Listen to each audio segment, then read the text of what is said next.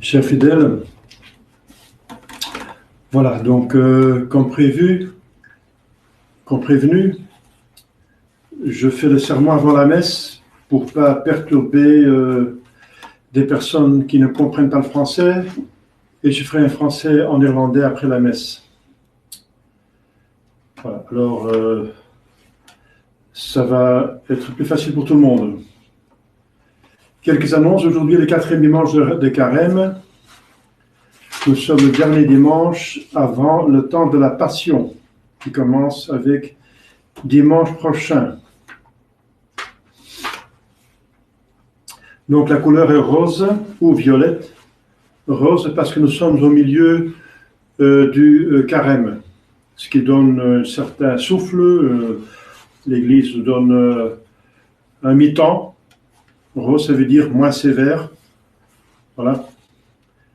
Et l'introïde commence par l'étaré. Le mot l'étaré, ça veut dire réjouissez-vous.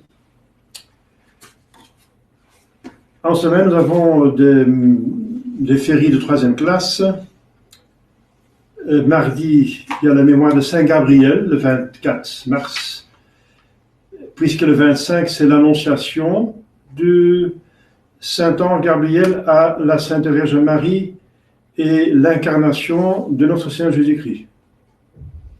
Donc mercredi, fête de 1re classe, et aussi l'anniversaire du rappel à Dieu de Mons de Lefebvre en 91. Donc 25, une grande fête, l'annonciation de la Sainte Vierge et l'incarnation. Jésus se fait homme dans le sein de la Sainte Vierge, par la toute-puissance du Saint-Esprit. Jeudi de la féerie, vendredi de la féerie avec mémoire de Saint Jean Damascène, confesseur et docteur. Samedi, mémoire de Saint Jean de Capistran, confesseur. Voilà. Alors, le temps pour faire ces Pâques commence dimanche prochain, 2 semaines avant Pâques, jusqu'à 2 semaines après Pâques. Alors, ne vous inquiétez pas, on n'est pas tenu à l'impossible.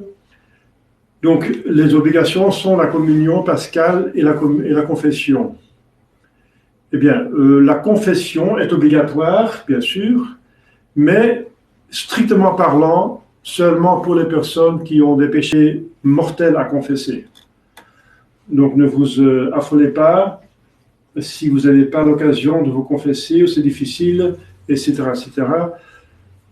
En tout cas, le prêtre doit être disponible pour confesser, même à risque de sa vie, et je ne pense pas qu'on risque sa vie, vu que ma santé est plus ou moins en ordre, et de beaucoup d'autres prêtres, puisque par cette pandémie, c'est seulement des personnes âgées qui ont des faiblesses qui vont vraiment mourir. Donc, nous sommes disponibles pour la confession, mais c'est une difficulté, donc strictement parlant, donc l'obligation est pour les personnes qui ont des péchés mortels. Mais la communion est de rigueur pour tout le monde. Voilà, encore faut-il pouvoir le faire, puisqu'il y a une interdiction policière en France et en Belgique de faire des réunions de personnes. Il y a une interdiction, il y a un contrôle, n'est-ce pas? Il y a déjà eu des amendes dans certaines chapelles. La police qui est intervenue, et si aussi à Termonte, chez Mons-Esterver, la police sont venus il y a 6 policiers qui sont venus. etc. Donc, alors, nous, on n'est pas tenu à l'impossible, donc, encore, en principe, nous sommes en disposition pour la communion, mais encore faut-il organiser, disons, donc, cette obligation sous péché mortel tombe, bien sûr, vu les circonstances. Mais ça n'empêche pas que l'obligation reste quand même, demeure. Ça veut dire que si vous pouvez prendre rendez-vous, c'est bon, mais c'est plutôt individuel alors. Donc, si on ne peut plus pas venir en groupe, alors on fait un par un. Voilà, alors ça c'est permis. Donc, c'est une première solution. Une autre solution, c'est qu'à attendre jusqu'à ce que le confinement, les quarantaines sont plus de rigueur et qu'on peut de nouveau organiser des messes. Alors, donc, pour les personnes qui ne peuvent pas venir ou difficiles, donc on va attendre que la quarantaine soit arrêtée. Mais entre-temps, on est disponible, je suis disponible pour la confession autant que pour la communion, mais plutôt en petit nombre, bien sûr, pour ne pas avoir des problèmes avec les autorités. Alors, est-ce que les autorités sont raisonnables? Ben, il faut faire plusieurs distinctions. Il faut éviter les écueils. S'affoler, n'est-ce pas, totalement, c'est pécher contre Jésus qui dit qu'il ne faut pas se soucier. Il faut prendre soin des choses, mais pas se soucier, pas se tresser, pas se soucier. Il faut compter sur la providence, c'est sûr. C'est vrai qu'il faut prendre les précautions nécessaires, mais pas s'affoler, n'est-ce pas? Le fait, c'est que le taux, le pourcentage de décès est comme une grippe ordinaire, plus ou moins, quoi. Alors, voilà, donc il ne faut pas s'affoler, comme je viens de dire, c'est surtout des personnes âgées et des personnes qui ont des faiblesses qui meurent. Alors, où est le problème? Donc, il faut éviter un autre écueil, qu'on s'en fiche complètement, n'est-ce pas, de cette pandémie. Eh bien, c'est encore condamné, c'est bien. Pourquoi? Parce qu'il y a quand même un problème. Ça veut dire, comme vous savez déjà, mais je répète, c'est une question de bon sens. Le problème, c'est la rapidité de la contamination qui fait que des hôpitaux sont submergés et qu'ils ne peuvent plus traiter des personnes qui sont vraiment en problème. Donc, c'est la rapidité de la contamination. Donc, si on arrive avec les mesures de quarantaine d'élargir la curve, n'est-ce pas, et qu'on ne dépasse pas le maximum de capacité de lit, alors, voilà. Alors, il n'y a pas de problème du tout. Enfin, il n'y a pas de problème, pas plus qu'une grippe ordinaire. Mais si on s'en fiche et la contamination explose comme en Chine et en Italie, en Espagne, alors il y a des problèmes, n'est-ce pas? Il y a des grands problèmes, il y a des personnes qui ne peuvent plus être soignées normalement, même de personnes avec d'autres maladies, par l'envahissement direct, donc subit des hôpitaux. Voilà. Ils sont submergés et ils n'arrivent plus à traiter des gens avec des graves problèmes. Voilà, c'est ça le problème. Le problème, c'est la rapidité de cette épidémie, qui n'est en soi pas plus grave qu'une autre, mais donc, voilà. Enfin, pas plus grave. Si on a vraiment la pneumonie, ça fait mal, n'est-ce pas? C'est très pénible. Mais il y en a très peu qui en arrivent là. Mais ceux qui en arrivent là souffrent beaucoup, bien sûr. Voilà. Donc, c'est quand même raisonnable de tenir compte des mesures parce qu'ils sont tout à fait justes pour éviter justement ces pics qui fait de grands problèmes et beaucoup de souffrances et qui déstabilisent, etc. C'est vrai que d'autre part, il y a la franc-maçonnerie qui en profite, comme vous savez, pour faire un problème mondial, pour en vue de leur gouvernement mondial, pour imposer bientôt un vaccin, n'est-ce pas, qui va soi-disant guérir, mais à la long terme va encore tuer et rendre malade d'autres personnes. Ça, c'est une autre chose encore, dont il faut tenir compte. Mais ça n'empêche pas les deux éléments dont je viens de parler. Il y a un quatrième élément dont il faut tenir compte, c'est le bon Dieu, la providence. Et je vais en parler maintenant en sermon. Au nom du Père et du Fils et du Saint-Esprit, ainsi soit-il. En effet, chers fidèles, dans cette messe d'aujourd'hui, vous allez lire l'évangile sur la multiplication des pains. La multiplication des pains miraculeuse par Jésus. Alors, c'est le moment de parler de la Sainte Providence. Dieu, justement, qui a tout en main. Donc, il y a la nature qui a ses lois, ça vient de Dieu, mais elle a ses lois, elle tourne sur elle-même, façon de parler. Elle a ses lois inhérentes, la nature. Donc les minéraux ont leur nature, les plantes ont leur nature, les animaux ont leur nature, l'homme a sa nature, et en plus une nature avec une liberté, donc il peut choisir de faire des choses. Il peut faire du bien et du mal, les anges aussi. C'est la nature. Alors, autre chose, c'est justement les hommes qui font du mal, les anges qui font du mal. La nature agit selon Dieu, mais les hommes pas s'ils font du mal, c'est contre Dieu. Alors ça pose des problèmes. Tous les problèmes qui sont dans le monde, dans l'univers, ça vient de l'abus de la volonté libre. Et voilà. Pour la première chose, les lois de la nature, Dieu a,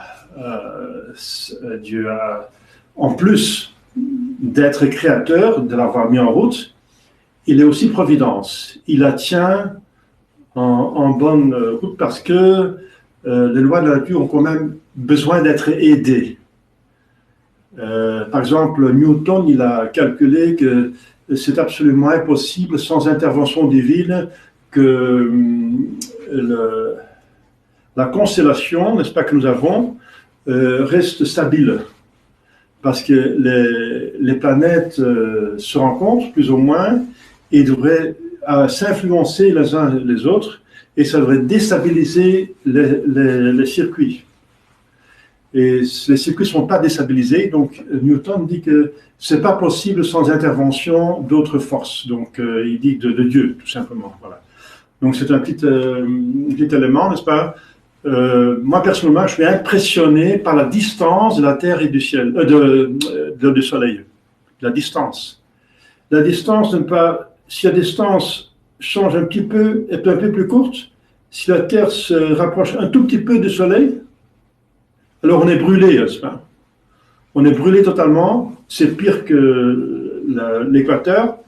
Si on se rapproche trop, si on se rapproche de 15 000 kilomètres, c'est pas beaucoup par rapport à la distance entre la Terre et le Soleil. Eh bien, la chaleur de l'équateur se trouve au pôle Nord et pôle Sud. Seulement 15 000 kilomètres. Donc si on bouge plus, si on se rapproche plus, si on s'approche 30 000 kilomètres, on est brûlé, n'est-ce pas? Tout est mort. Toute vie est morte. La même chose si la Terre se prend un peu plus de distance en arrière. Si c'est 15 000 kilomètres encore, la situation à l'équateur, c'est la situation du pôle Nord, et si on va trop loin, on est tous congelés, n'est-ce pas? Alors c'est un tout petit mouvement par rapport à la distance, c'est un tout petit peu. Alors que ça reste pendant des millions d'années, n'est-ce pas, autant que la Terre existe, que l'humanité existe, que ça n'a pas bougé, c'est pas possible sans une intervention de Dieu. Voilà, c'est la providence. C'est un petit. Moi personnellement, je suis très impressionné par ça. Pour moi, c'est une autre preuve que Dieu existe. Cette distance entre la Terre et le Soleil qui est constante, n'est-ce pas, dans une constellation que la nôtre. C'est pas possible sans intervention d'une toute-puissance et d'une intelligence en même temps infinie. Dieu, bien sûr, agit par ses anges. Alors la providence, c'est un fait, n'est-ce pas? Alors, au niveau surnaturel, n'est-ce pas? Le niveau surnaturel intervient au niveau de la créature libre, qui est destinée au ciel, et qui peut abuser, comme je viens de dire, de sa liberté. Alors, il y a un plan B, n'est-ce pas? Un plan B, le plan A, c'est le paradis terrestre, et le paradis céleste, qu'on va gagner en obéissant à Dieu par rapport aux fruits interdits. Le plan B, c'est que puisque l'homme a péché, il y a la rédemption. Voilà, c'est encore la providence. qui trouve des solutions pour nous amener au but pour lequel nous sommes créés. Encore la Sainte Providence. Donc, voilà, il ne faut jamais oublier, maintenant c'est un exercice très existentiel, dirais-je, vu la pandémie et maintenant la déstabilisation, même l'économie, et même nos vies sont un petit peu perturbées par tout ça, n'est-ce pas, les événements, les interdictions. Alors, il ne faut jamais oublier que malgré que ce virus, n'est-ce pas, dont je viens de parler au début, peut venir de laboratoire, selon certains spécialistes, d'autres disent non, ça vient de la nature, c'est une évolution de la nature. Bon, ça c'est une question de spécialistes, n'est-ce pas, mais d'où que ça vienne, je pense que c'est plus ou moins prouvé que ça vient d'un laboratoire. Mais même si ça vient de l'homme, n'est-ce pas, et ce mal est causé par l'homme, il ne faut jamais oublier, justement, que Dieu a tout vu et a tout prévu et a encore ne pas intervenu pour arrêter le mal en vue d'un plus grand bien. Voilà, c'est comme ça. C'est un principe très important. Que même si la franc-maçonnerie a ses plans, n'est-ce pas, parce qu'il y a encore d'autres sources qui nous donnent que c'est un plan de l'élite oligarchique qui a prévu, qui veut organiser des misères planétaires en vue de la réalisation de leurs plans criminels, eh bien, il ne faut jamais oublier que par derrière, il y a un Dieu qui a la dernière parole. Il ne faut jamais oublier, n'est-ce pas? Il faut éviter les écueils, qu'on s'en fiche complètement de tout et qu'on fait que prier et qu'on fait rien ce qu'on pourrait faire. Il faut qu'on en prenne des mesures, le minimum. Mais l'autre écueil, c'est de s'affoler, de prendre les mesures à outrance et de ne pas compter sur le bon Dieu, de ne pas tenir compte du fait que Dieu, finalement, a la dernière parole, il a contrôle tout quark, toute molécule, tout atome, il a tout contrôlé, n'est-ce pas? Il a tout vu et il contrôle tout, finalement.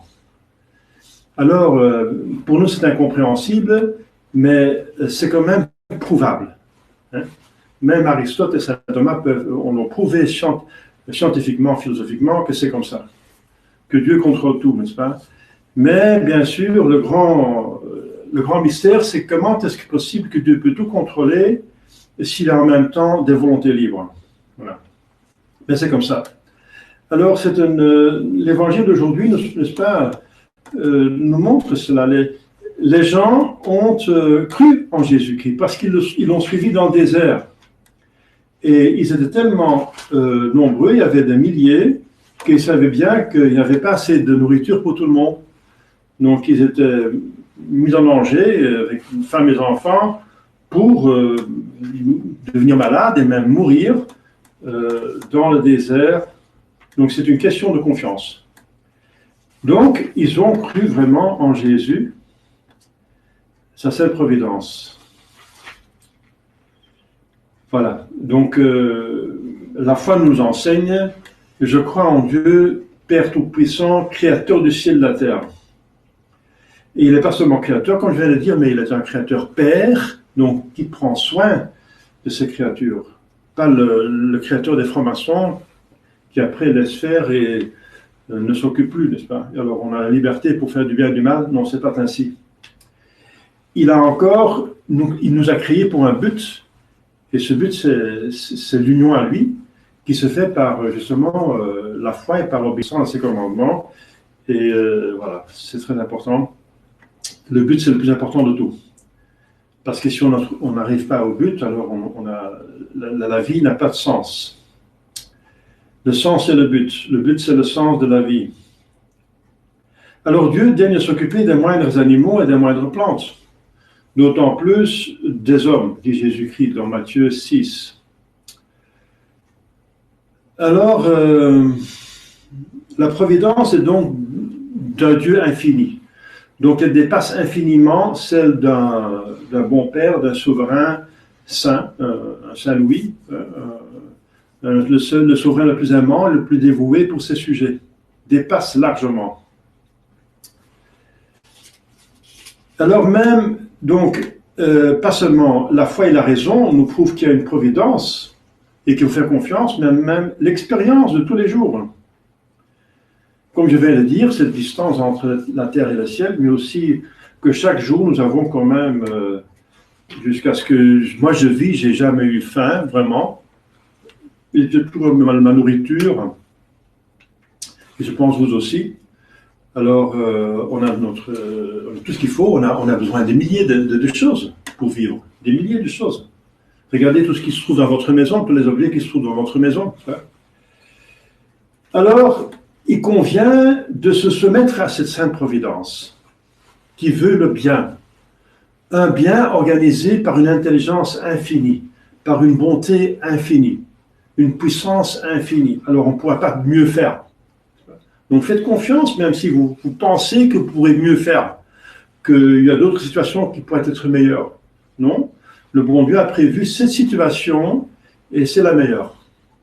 Pourvu que vous faites tout ce que vous pouvez, que vous faites votre devoir.